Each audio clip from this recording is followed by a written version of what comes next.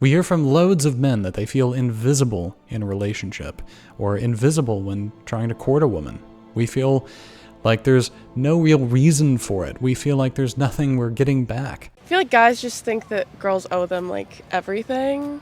Oh, well, like, I bought you dinner, like, what are you doing for me? And it's like, my time? I don't know, like, you're getting to spend time with me. We do loads for the woman that we're trying to either court or who is in a relationship with us. You know, we'll do things for her, we'll run errands for her, we'll make her dinner, we'll go above and beyond to try and make her feel loved, supported, cared for, seen, heard. And after all this effort, we don't feel like she's actually appreciative. Even if she says thank you, we don't feel like she's really appreciative. We don't feel seen in the relationship.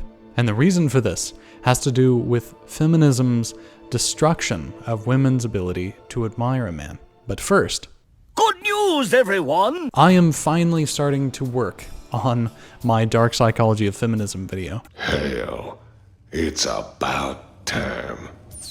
I have been working on it quite a lot recently, and I will continue to work on it. And in the meantime, I will be putting all the work that isn't going to go into the videos for this Dark Psychology of Feminism video series onto my Substack.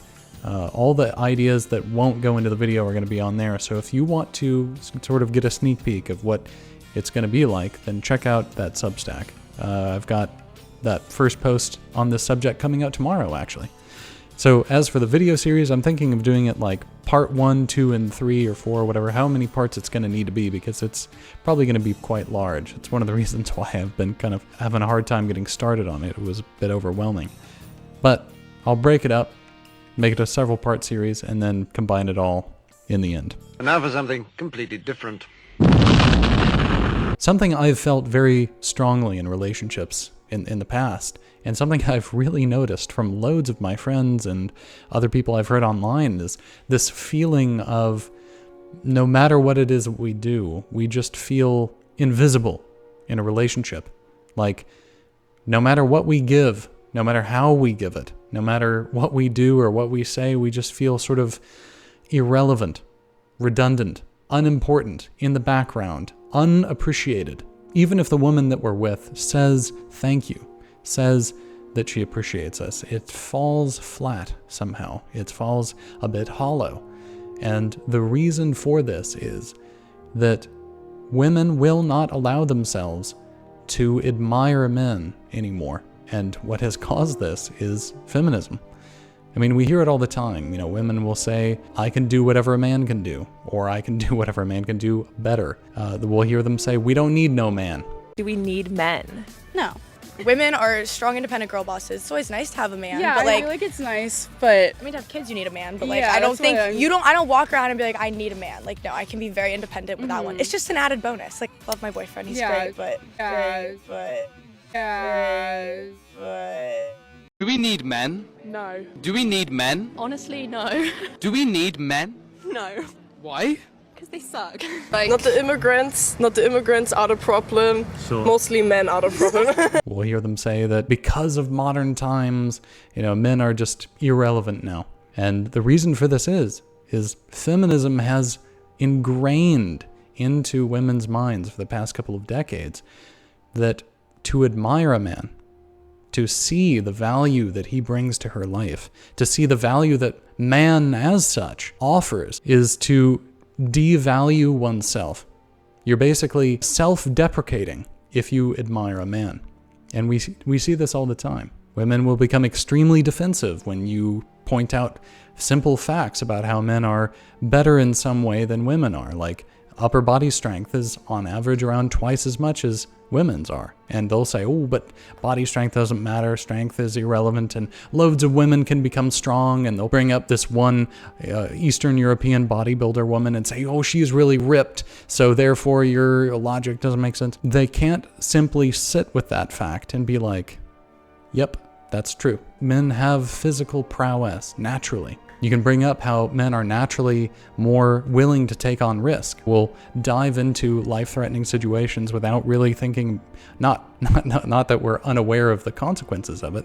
We are, but we will make that decision quickly, whereas women are much more cautious. This is one of the reasons why so many businessmen, so many successful men in business, entrepreneurs and all that, are male, because they'll take that risk, whereas women are much more cautious. And of course, they will fight this idea, fight it, of, oh, but women can blah, blah, blah, and they will fight it. They can't simply be like, oh, that's true. That's great. Men have that natural propensity to dive into life and get shit done and make it happen. The reason for this is because feminism has tied admiration to a kind of self-deprecation. That in order to admire someone, it inherently means that you are lesser than them. That's why they won't allow themselves to acknowledge these things. They'll fight because what they're doing is they're defending their sense of self-worth, because they feel like their sense of self-worth is under attack, which is very understandable that they do that. But the error here is that to admire someone, to admire what value they bring, to see the virtues of someone, does not mean that you are lesser than them or worse as a person or have no value. So feminism has tied these two things together and made it so that women cannot see the value that a man brings out of a sense of self-preservation. They do it because they don't want to feel worthless. It's absolutely tragic, because what's so funny is a woman's natural orientation toward men is that of admiration, which you'll hear them talk about all the time. In the dating world, you'll hear them say they want a man who's taller, who's stronger, who's more ambitious than her, who has a higher paying job than her, who has a bigger house than her. She wants him to be older. She wants him to be more than her, more experienced. She wants to be able to look up to that guy, admire him. Would you rather be single than settle for less than that? Settle for less than the millionaire? If your wife can spend more than you make, like, you need to make more money, so... Would you date a guy who was shorter than you? Absolutely not. Have you ever? No. And yet at the same time, feminism tells them, don't ever actually admire them, right?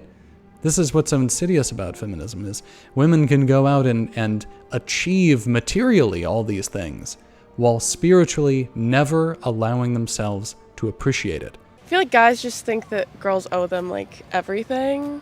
Oh, well, like, I bought you dinner, like, what are you doing for me? And it's like, my time? I don't know, like, you're getting to spend time with me. Because feminism doesn't say don't get the material things of admiration. Don't get the man who's better and taller and stronger, blah, blah, blah, and achieve all the rewards that brings, that a man of a high value who is stronger and smarter and more capable and all that kind of stuff would bring for you. She'll take all the material rewards that brings, but never will she allow herself to acknowledge that value, to value it herself. She'll never give that man visibility for it. She'll never really appreciate what that value really is.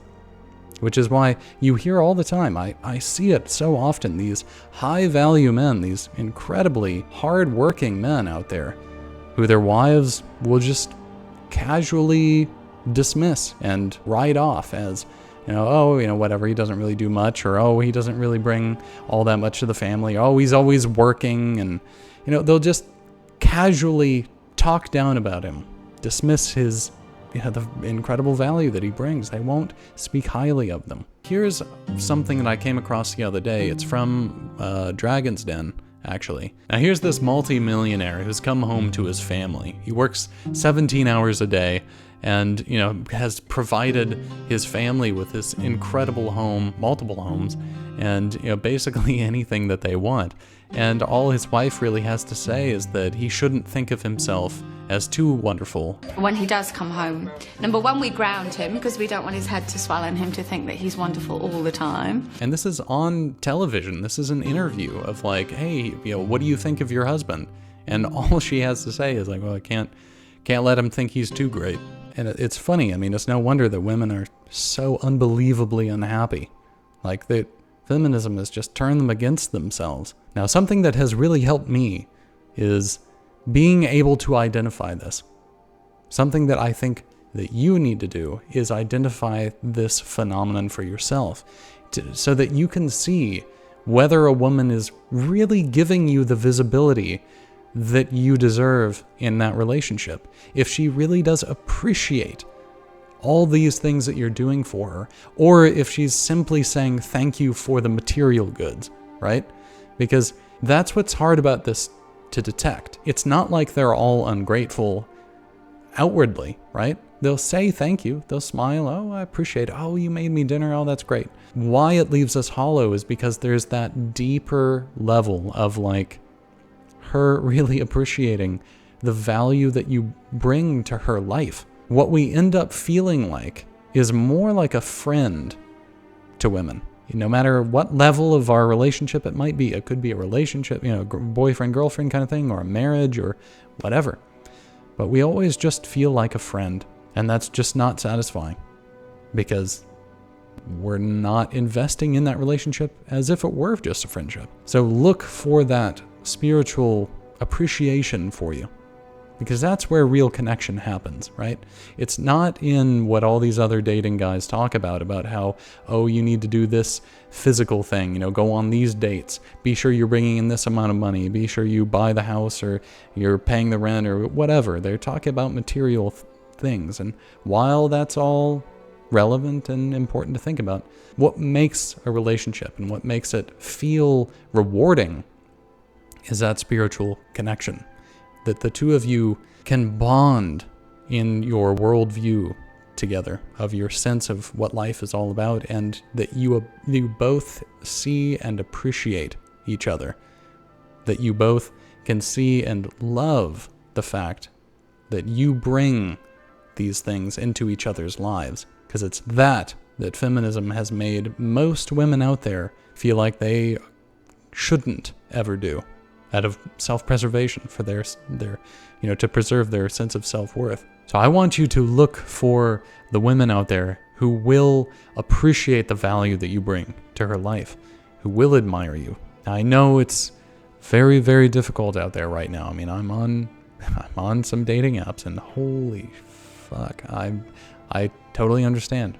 It's not news to me. I've been bitter and angry for many years at the state of the world. I mean, I've wasted an enormous amount of my time hiding from the world, being angry about what my life could and should have been had the world not created such a fucked up backward culture. I'm well aware of it, but we were born and raised in this time, and we have the choice to either hide away in our rooms and be bitter and angry about it, or we can do something about it.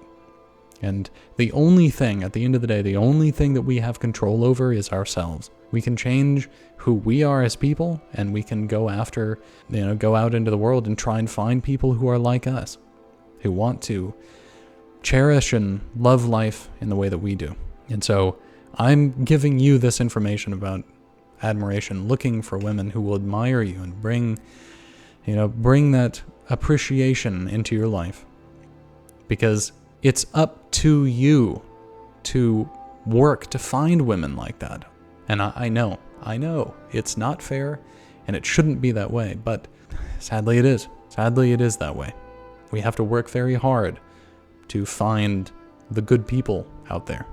But the thing is, it's worth it. That's what this whole channel is about. I mean, this is a fuck ton of work to try and write all these Substack articles and do these videos, but it's worth it to me if I can help you guys through your journey as well. So I hope this video has been helpful. I tried to make it brief, and if you want to hear more about it, let me know, and let me know what you thought in the comments below. As always, like the video if you liked it, and subscribe if you want to see more. Also, check out that Substack article that's coming out tomorrow. Should be interesting. And I will see you next time. Take care. Subscribe to Eric, you filthy swit.